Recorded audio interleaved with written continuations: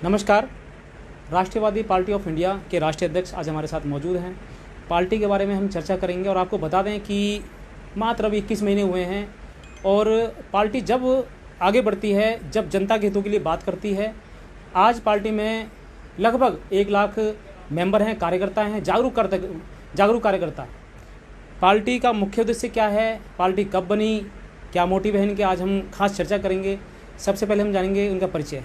Sir, हमारे channel में आपका स्वागत है। जी धन्यवाद। मैं जयप्रकाश मिश्र, राष्ट्रीय अध्यक्ष राष्ट्रवादी पार्टी ऑफ इंडिया। बहुत बहुत धन्यवाद आपका। अभिनंदन कि आप पूरे हरियाणा का एक दौरा कर रहे हैं और मात्र अभी 21 महीने में 1 लाख कार्यकर्ता काफ़ी संख्या में होते हैं। 10 राज्यों में आपने अपनी पार्टी का गठन कर दिया है, वहाँ झंडा लहरा दिया अपना। पार्टी के कौन कौन से ऐसे उद्देश्य हैं जिन पर आप आगे कार्य कर रही हैं और करेंगे आगे? देखिए, हमारी पार्टी का भारत निर्वाचन आयोग नई दिल्ली से 7 दिसंबर 2018 को रजिस्ट्रेशन हुआ था।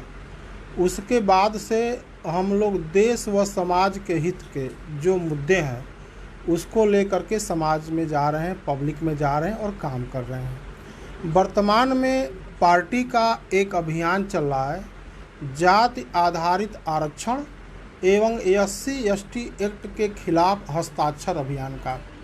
इस संबंध में मैं आपके चैनल के माध्यम से अपने देश की सम्मानित जनता को यह बताना चाहता हूं कि जाति आधारित आरक्षण की व्यवस्था हमारे संविधान के निर्माताओं ने मात्र 10 वर्ष के लिए बनाई थी और वोट बैंक की लालच के चलते जिनकी भी सरकारें रहीं वे अब तक इसको बढ़ाते जा रहे हैं। 70 वर्ष हो गए।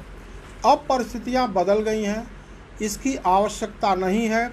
जाति आधारित आरक्षण से देश व समाज का काफ़ी नुकसान हो रहा है। इससे प्रतिभाओं का हनन हो रहा है और जो देश का बौद्धिक संपदा है उसका उपयोग देश हित में नहीं हो पा रहा है। कम नंबर पाने वाला बच्चा नौकरियों में आ जाता है, परीक्षाओं को पास कर लेता है, लेकिन उन्हीं के साथ अधिक नंबर पाने वाला बच्चा वंचित हो जाता है। यह बहुत बड़ी विडंबना है। आपके चैनल के माध्यम से मैं देश की जनता को यह भी बताना चाहता हूं कि पूरी दुनिया में इस तरह की व्यवस्था कहीं भी नहीं है जो अपने देश में है। और वर्तमान की जो आज़ादी के बाद जो परिस्थितियां थी सामाजिक, उसको ध्यान में रख करके संविधान के निर्माताओं ने 10 वर्ष के लिए कोई व्यवस्था बनाई थी। अब उसकी आवश्यकता नहीं है, ये समाप्त होना चाहिए। जाति आधारित आरक्षण के अलावा जो दूसरा मुद्दा हमारे पार्टी का है जिसको लेकर के हस्ताक्षर अभियान चल रहा है वह है SC/ST एक्ट। सुप्रीम कोर्ट के सर्वोच्च न्यायाधीश माननीय दीपक मिश्रा जी ने ये पाया कि इस कानून का व्यापक रूप से दुरुपयोग होता है। लोगों को फंसाने के लिए, प्रताड़ित करने के लिए इसका उपयोग किया जाता था और अभी भी किया जा रहा है। हथियार के रूप में इसका उपयोग किया जा रहा था कुछ लोगों के द्वारा, समाज के शेष वर्ग के लोगों को।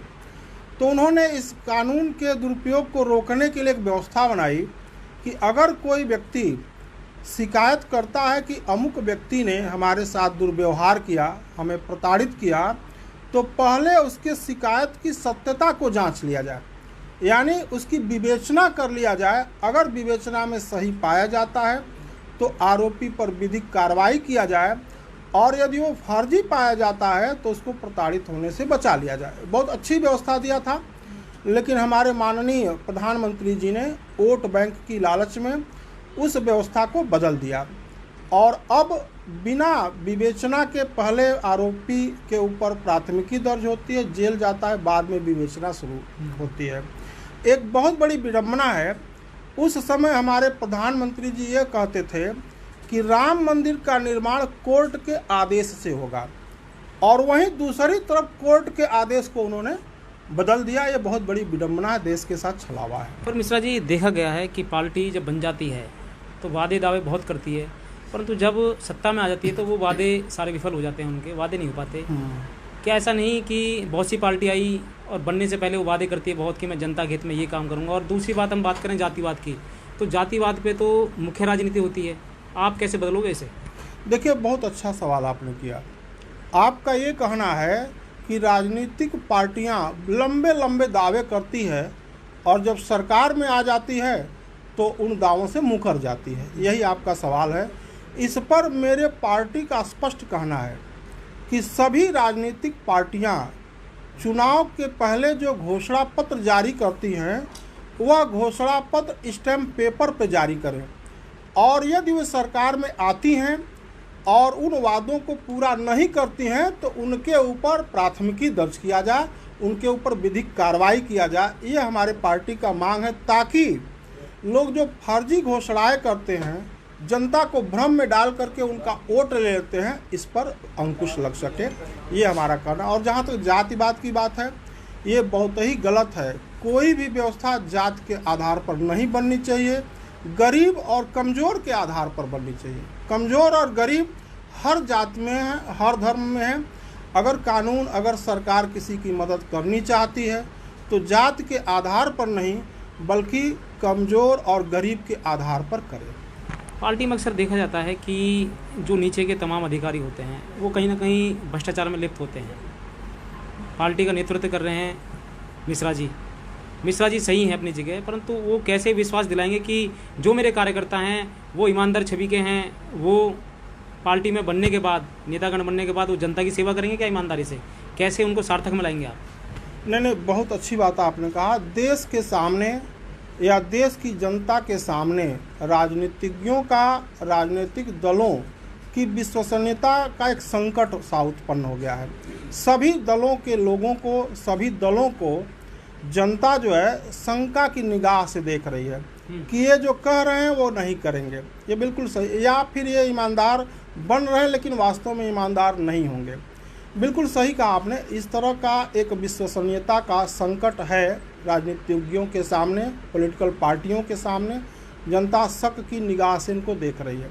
इस संबंध में मैं बिल्कुल स्पष्ट तौर पे आपके चैनल के माध्यम से देश की जनता से बताना चाहता हूँ कि हमारी पार्टी निश्चित रूप से ईमानदारी और जिम्मेदारी के साथ राष्ट्रहित और मानवता के हित को ध्यान में रख करके ही कोई काम करेगी।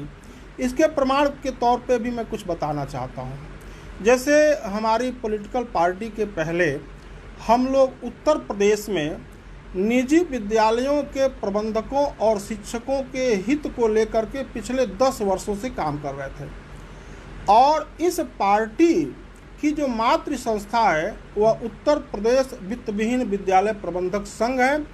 इस पार्टी के जितने भी फाउंडर हैं वे सभी लोग प्रबंधक संघ के पदाधिकारी रहे हैं, और 10 वर्षों के दौरान ये जो हमारे प्रबंधक पदाधिकारी रहे, जिन लोगों ने इस पार्टी की स्थापना किया, उन लोगों के ऊपर किसी भी प्रकार का कोई दाग नहीं लगा।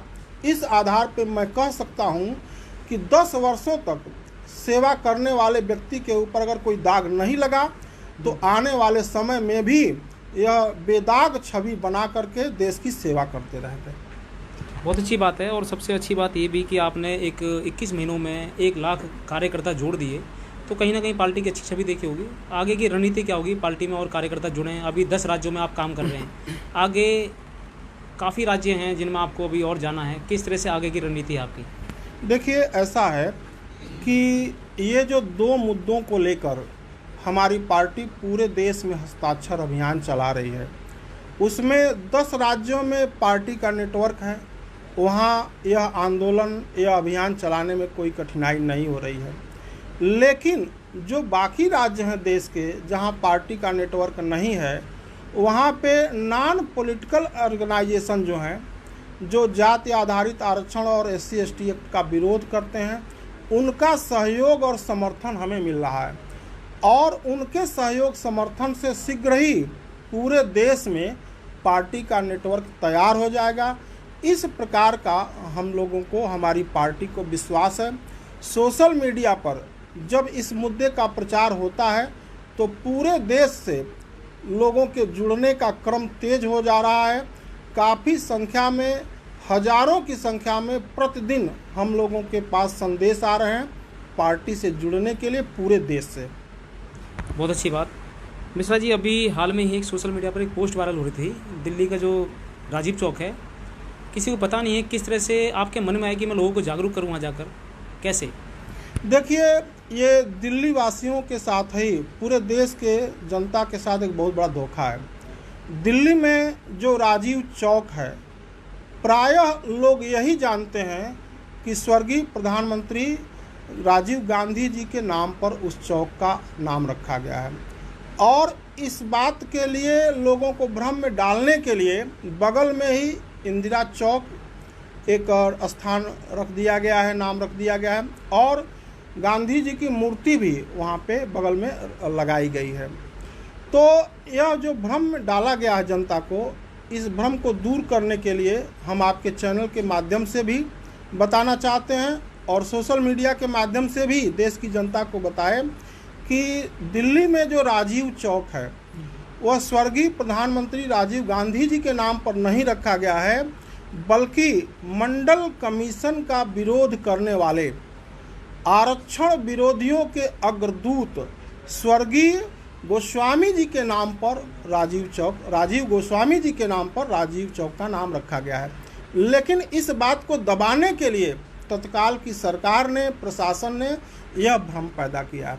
सोशल मीडिया के माध्यम से और आपके चैनल के माध्यम से इस भ्रम को मैं दूर भी करना चाहता हूं, और मैंने संकल्प भी लिया है कि उस स्थान का नाम राजीव चौक की बजाय राजीव गोस्वामी चौक रखवाऊंगा और वहां पे स्वर्गीय राजीव गोस्वामी जी की भव्य मूर्ति स्थापित करूंगा। इसके लिए आपने कोई ज्ञापन या कोई ऐसा मांग पत्र अभी रखा, कोई या मीटिंग करी? बिल्कुल ऐसा है कि 19 तारीख स्वर्गीय राजीव गोस्वामी जी के जीवन से जुड़ा एक महत्वपूर्ण तिथि है, दिन है।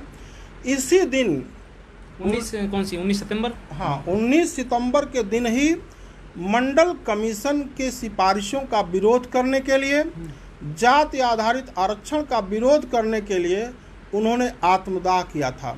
उस दिन तो संयोग भाग्यवश बच गए थे, लेकिन दुर्भाग्यवश बाद में उनकी मृत्यु हो गई थी।